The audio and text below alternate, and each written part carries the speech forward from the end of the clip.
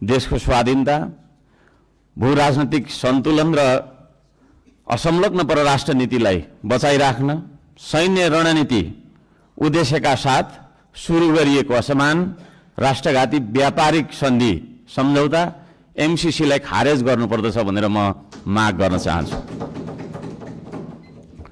2 नम्बरमा सीमावर्ती क्षेत्रमा छिमेकी मुलुकहरूले गरिरहेको गतिविधिलाई सक्रिय रूपमा नेपाल सरकारले निगरानी राख्नुपर्दछ र संयुक्त राष्ट्र सङ्घ लगायतका निकायहरूमा गएर हाम्रो देशका 4 किल्ला कतिवटा हाम्रो भूगोल भन्ने सिमाना यकिन गरेर सिमानाको रक्षार्थ नेपाली सेनालाई खटाउनु पर्दछ भन्ने म माग राख्न चाहन्छु।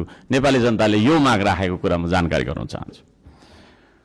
जनताले सोझै चुन्न पाउने प्रत्यक्ष कार्यकारीको चुनाव गर्नेतर्फ सरकारको नीति तथा कार्यक्रम अगाडि बढोस्।